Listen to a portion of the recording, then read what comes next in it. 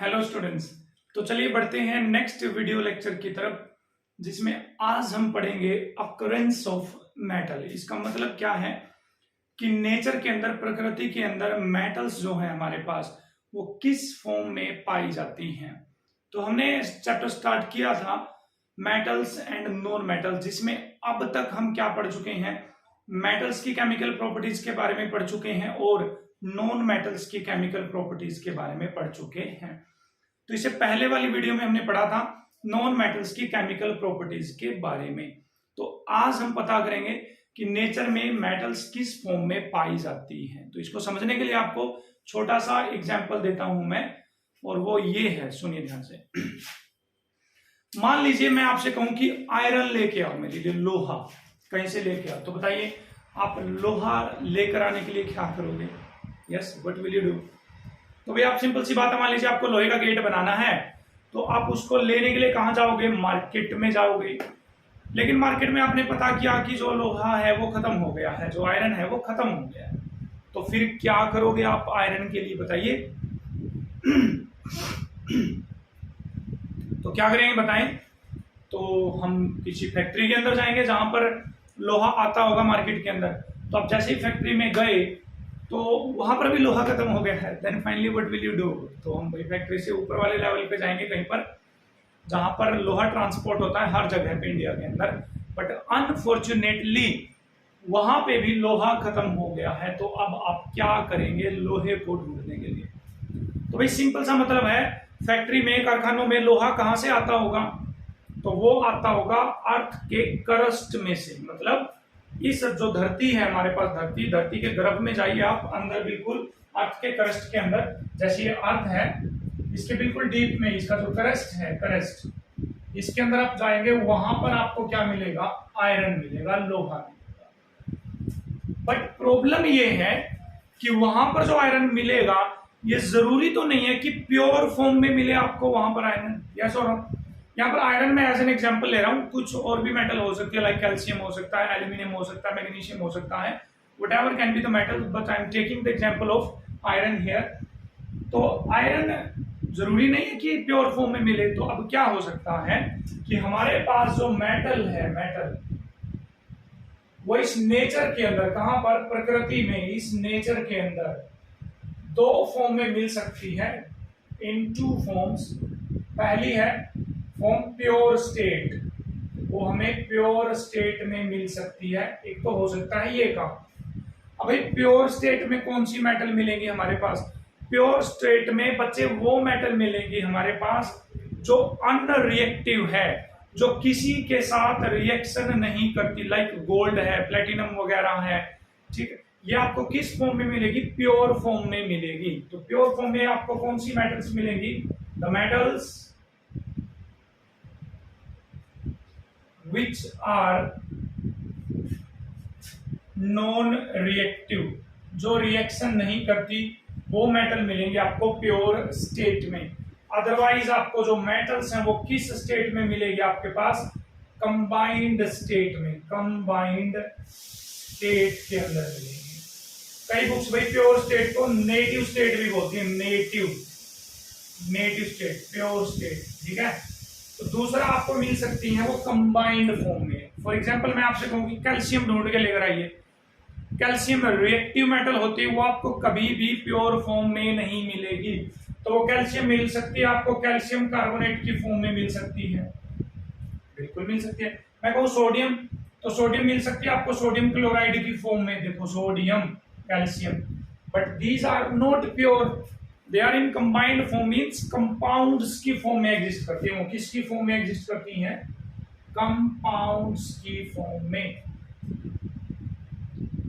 तो यही है हमारे पास अकरेंस ऑफ मेटल, मीन्स किस तरह से मेटल्स आपको प्रकृति में मिलेंगी। दो फॉर्म में मिल सकती है, प्योर स्टेट में। अब आपको प्योर स्टेट में मिल गया, मान लो आप गोल्ड ढूंढने गए और आपको धरती के अंदर गोल्ड मिल गया, तो गोल्ड को तो निकाल लो, कोई प्रॉब्लम ही नहीं है, वो तो प्योर फॉर्म में है। बट यदि आपको कैल्शियम है, सोडियम है, आयरन वगैरह है, जिंक वगैरह है, कॉपर वगैरह है, ये जो रिएक्टिव मेटल है, लाइक पोटेशियम है आपके पास, लिथियम है आपके पास, एल्यूमिनियम है आपके पास, मैग्नीशियम है आपके पास, कैल्शियम है आपके पास, ये जो रिएक्टिव मेटल है These reactive metals do not exist in pure or native form. They exist in combined form or in the form of compounds. So what we have to do to obtain such kind of metals? तो भी क्या करें ऐसी metal को? आपको लोहा चाहिए तो क्या करना पड़ेगा? लेकिन वहां पर तो इम्प्योर फॉर्म में है ना, वो किस फॉर्म में है बच्चे? वहां पर इम्प्योर फॉर्म में है।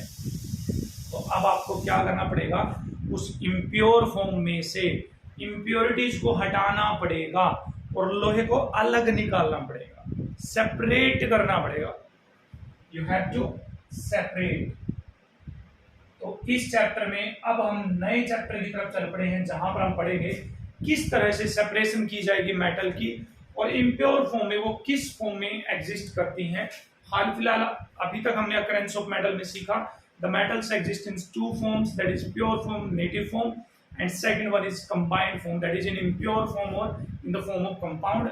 The unreactive metals exist in pure or native form, but non-reactive metals like reactive metals like iron, zinc, copper, aluminum, magnesium, calcium, sodium, potassium, etc. exist in combined or impure form. तो चलिए देखते हैं कि impure form में या compound की form में यदि वो एग्जिस्ट करती हैं तो किस तरह से एग्जिस्ट करती हैं। Let's proceed to this topic. तो चलिए स्टूडेंट्स देख लेते हैं जो मेटल्स हमें कंबाइंड फॉर्म में मिलेगी वो तो कंबाइंड फॉर्म में कैसे एग्जिस्ट करती हैं। तो बोलिए हमने क्या किया, ये अर्थ है, अर्थ के क्रस्ट के अंदर चले गए हम, इसके गर्भ के अंदर चले गए सेंटर में। यहां पर जो भी हमें मिलेगा जिसके अंदर मेटल प्रेजेंट है, क्या प्रेजेंट है? मेटल, कोई भी मेटल प्रेजेंट है, वो जो मिलेगा उसको बोला जाता है बच्चे मिनरल। क्या बोला जाता है? मिनरल। हिंदी में इसको खनिज बोलते हैं, खनिज। खनिज क्या होता है? धातुओं से भरपूर होता है, धातुओं से भरपूर मीन्स फुल ऑफ मेटल्स। इसके अंदर बहुत सारी मेटल्स पाई जाती हैं। तो आपसे कोई पूछे कि मिनरल से आप क्या समझते हो? भैया हम मिनरल से ये समझते हैं, हमने अर्थ के क्रस्ट के अंदर हम चले गए, वहां पर जो भी चीज एग्जिस्ट करती है ना, जिसके अंदर मेटल भी है, नॉन मेटल भी है, सब कुछ पड़ा हुआ, इंप्योरिटी वगैरह सब कुछ पड़ा हुआ मिक्स फॉर्म में, तो वो जो आएगा आपके पास वो कहलाएगा मिनरल। क्या कहलाएगा? मिनरल। अब और का मतलब क्या है? खनिज का मतलब देखिए हिंदी में समझा रहा हूं मैं आपको, फिर इंग्लिश में चलेंगे। एक ऐसा मिनरल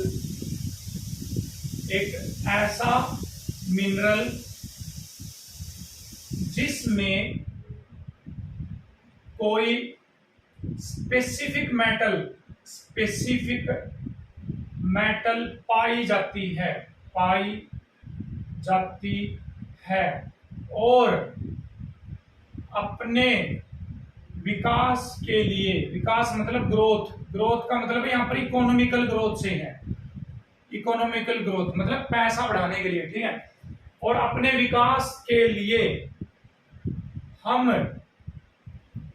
उस ओर से मेटल को अलग कर सकते हैं, तो try to understand the difference between mineral and ore. तो और का क्या मतलब है? It is a special type of mineral in which any specific metal is found in more and more amount. उसमें एक स्पेशल टाइप की metal मिलेगी। Mineral में तो कुछ भी मिल सकता है आपको, कोई भी मेटल हो सकती है, 2 से ज्यादा मेटल हो सकती है, 3 मेटल हो सकती है, नॉन मेटल हो सकती है, कंकर पत्थर हो सकते हैं, इंप्योरिटी हो सकती है, कुछ भी हो सकता है, वो तो मिनरल। बट एक ऐसा मिनरल जिस मिनरल में कोई स्पेसिफिक मेटल मिलेगी आपको, क्या मिलेगी बच्चे? कोई स्पेसिफिक मेटल, या तो आयरन ही मिलेगी उसके अंदर, या आपको एल्यूमिनियम मिलेगी, तो उस मिनरल को क्या बोला जाएगा? ओर बोला जाएगा। क्या बोला जाएगा बच्चे? ओर। और उस ओर में से हम उस मेटल को अपने इकोनॉमिकल डेवलपमेंट के लिए, पैसा कमाने के लिए, बेचने के लिए, इकोनॉमिकल डेवलपमेंट के लिए हम उस मेटल को उस ओर में से क्या कर सकते हैं? अलग कर सकते हैं। समझ गए हैं आप मिनरल और ओर में डिफरेंस क्या है? मिनरल मींस जिसमें किसी भी तरह की कोई भी मेटल प्रेजेंट हो सकती है, कुछ भी प्रेजेंट हो सकता है, वो तो मिनरल है।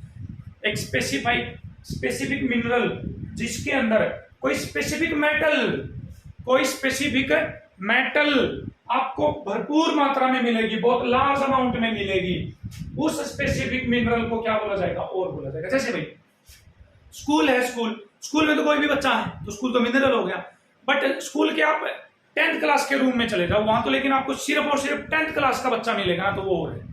क्या है? और। समझ पा रहे हैं? और वहां से किसी बच्चे को बाहर निकाल लो, क्या कर लो, किसी भी बच्चे को बाहर निकाल लो। समझ गए आप? तो इसका मतलब अब हमें जो पढ़ना वो है और। तो और में बेटा दो चीजें होती है, एक तो होती है मेटल, जो लिख रहे हैं ना स्पेसिफिक मेटल, और दूसरा होता है बच्चे उसमें इंप्योरिटीज। भाई प्योर मेटल थोड़ी मिलेगी, क्या मिलेगी उसके अंदर? इंप्योरिटीज। और के अंदर देयर आर टू थिंग्स, एक होती है हमारे पास मेटल, दूसरी होती है हमारे पास इंप्योरिटीज।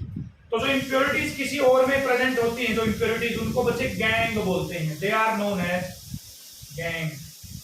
क्या बोलेंगे उनको? गैंग बोला। The impurities present with metal in ore is called gang. जैसे बोलते हैं ना, इन्होंने गैंग बना ली है, गैंग वाले बच्चे हो गए भाई, ये तो पता नहीं क्या हो रहे हैं, लड़ाई झगड़ा करना इनका काम है। तो इसी तरह से जो गैंग है वो क्या है हमारे पास? अनवांटेड मटेरियल, अनवांटेड मटेरियल जिनकी कोई जरूरत नहीं है, उनको क्या बोलेंगे? गैंग। अब तक हमने समझा मिनरल क्या होता है, और क्या होता है, गैंग क्या होता है, किस तरह से मेटल प्रकृति के अंदर एग्जिस्ट कर सकती है।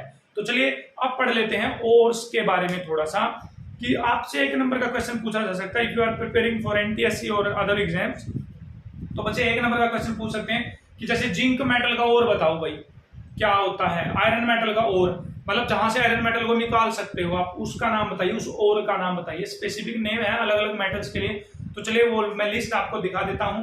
आई होप आपको अच्छे से समझ में आ रहा है। Let's proceed to that list. तो चलिए स्टूडेंट्स, हमारे पास लिस्ट ऑफ ये ओर्स हैं जो इंपॉर्टेंट ओर हैं 10th क्लास में, जो पूछे जा सकते हैं 1 नंबर में, उनकी लिस्ट मैंने आपके लिए बना दी है। तो देखिए इस तरह से एल्यूमिनियम के हमारे पास 2 ओर हैं बेसिकली, बॉक्साइट और कैलानाइट। क्या है? कैलानाइट। तो बॉक्साइट का फॉर्मूला है ये, कैलानाइट का फॉर्मूला है ये, आपको याद ही रखना पड़ेगा। क्वेश्चन किस तरह से पूछेंगे अभी मैं बता दूंगा आपको जस्ट 2 मिनट में। आयरन के हमारे पास ये 4 ओर हैं, haematite, magnetite, siderite, iron pyrite. Formula इस तरह से इनका। कैल्शियम के हमारे पास 3 ओर हैं, डोलामाइट, कैल्साइट और जिप्सम। जो इंपॉर्टेंट ओर्स हैं मैंने वही लिखे हैं आपके लिए। एल्यूमिनियम के ये 2 और आयरन के ये, कैल्शियम के ये। कहने का मतलब ये है बेटा, और की फॉर्म में एग्जिस्ट करता है। एल्यूमिनियम नेचर में कैसे एग्जिस्ट करता है? इस फॉर्म में एग्जिस्ट करता है, या इस फॉर्म में जो धरती के क्रस्ट के अंदर मिलेगा, और इसमें से एल्यूमिनियम निकालनी पड़ेगी हमें, इसमें से एल्यूमिनियम को निकालना पड़ेगा। ऐसे ही जिंक के हमारे पास और हैं, zinc blende, calamine, zincite. Copper के और है हमारे पास, copper pyrite, malachite, cuprite, copper glance. Mercury का और है हमारे पास सिनेबार। क्या है? सिनेबार और। क्वेश्चन कैसे पूछेंगे आपसे? आपसे पूछेंगे इनमें से कौन सा ऑक्साइड और है, ऑक्साइड और कौन सा है? तो बोलो, जिसके पीछे ऑक्सीजन है वही ऑक्साइड और है। बोलो, इसके पीछे ऑक्सीजन है ना, एल्यूमिनियम ऑक्साइड, तो ये भी ऑक्साइड और है, ये भी ऑक्साइड और है। देखो oxide oxide oxide, oxide oxide और को मैं सर्कल कर देता हूं। ये सारे के सारे आपके पास ऑक्साइड और है, और कहीं पे है ऑक्साइड और। ये रहा जिंक ऑक्साइड और ये रहा, तो ये ऑक्साइड और है आपसे। ऑक्साइड और में कौन से आएंगे हमारे पास? बॉक्साइट, कैलानाइट और हेमेटाइट, मैग्नेटाइट आएंगे हमारे पास ऑक्साइड और में। जिंकाइट आएगा, और कौन आएगा? क्यूपराइट आएगा। फिर आपसे पूछ सकते हैं कि कार्बोनेट और कौन से हैं बच्चे? कार्बोनेट, कार्बोनेट और होंगे जिनके पीछे कार्बोनेट होगा। कार्बोनेट होता है CO3 -। बोले किस किस के पीछे कार्बोनेट है? बोलो सिडेराइट के पीछे कार्बोनेट है या नहीं? बिल्कुल है। बोलो डोलामाइट के पीछे है या नहीं है? कैल्साइट के पीछे है या नहीं है? कैलामाइन के पीछे है या नहीं है? बिल्कुल है भाई। मेलाचाइट के पीछे है या नहीं है? बिल्कुल है। ये कौन से और के अंदर काउंट होंगे हमारे पास? कार्बोनेट ओर्स के अंदर काउंट होंगे। इसी तरह से जिनके पीछे सल्फर है, सल्फर, वो किसके अंदर आएंगे? सल्फाइड ओर के अंदर, सल्फाइड ओर के अंदर आएंगे सारे के सारे। ठीक है, तो इस तरह से आप कर सकते हैं। ये ओर की लिस्ट है, आपको ये याद रखना है बस। आपको सल्फाइड और कौन सा है, कार्बोनेट और कौन सा है, या फिर हमारे पास ऑक्साइड और कौन सा, इस तरह से पूछ सकते हैं। और ये इनके ओर्स के नाम, ये हैं इनके फॉर्मूले, इनको याद कर लीजिए। जो एनटीएससी की तैयारी करें वो तो स्पेसिफिकली इनको याद कर लीजिए, आपसे पूछा जाएगा 1 नंबर का क्वेश्चन यहां से। तो आज के वीडियो लेक्चर में हमने सीखा कि मेटल नेचर के अंदर किस फॉर्म में एग्जिस्ट करती है, प्योर फॉर्म में और इम्प्योर फॉर्म में। इम्प्योर फॉर्म में एग्जिस्ट करती है वो और की फॉर्म में या मिनरल्स की फॉर्म में। मिनरल और में डिफरेंस का जो है वो मिनरल है, लेकिन स्पेसिफिक मेटल जिसमें पाई जाती है वो और है। और के अंदर जो गैंग पार्टिकल्स होते हैं, इम्प्योरिटी जो होती है उनको गैंग बोलते हैं। और डिफरेंट ओर्स जो डिफरेंट मेटल्स के, उनकी मैंने लिस्ट आपके लिए बना दी है। अगले चैप्टर के अंदर हम पढ़ेंगे कि इस ओर में से, इन ओर में से मेटल को यदि आप निकालना चाहते हो तो उसको निकालने के कौन कौन से मेथड हैं, कौन कौन से तरीकों से आप मेटल को गैंग से अलग कर सकते हो। जैसे भाई गेहूं की फसल पकती है तो गेहूं के जो दाने होते हैं उनको भूसे से अलग किया जाता है ना, तो वो भी तो एक तरीका है ना, वो भी तो एक तरीका है ना। जो कंबाइन होते हैं, हार्वेस्टर होते हैं, ये चलते हैं खेतों के अंदर और वो भूसे को अलग कर देते हैं और गेहूं को अलग कर देते हैं, तो वो भी तो एक तरीका है हार्वेस्टिंग का। तो इसी तरह से हम इनके अंदर भी पढ़ेंगे मेटल और गैंग जो है इंप्योरिटीज, इनको कैसे सेपरेट किया जाएगा, कैसे अलग किया जाएगा, वो नेक्स्ट वीडियो लेक्चर के अंदर हम पढ़ने वाले हैं। हर एक मेथड को पढ़ेंगे बिल्कुल ही डिटेल में। तो बने रहें मेरे साथ। मैं हूं तरसेम जटैंड और आप मेरे साथ बने हुए थे जटैंड क्लासेस पे। Thank you.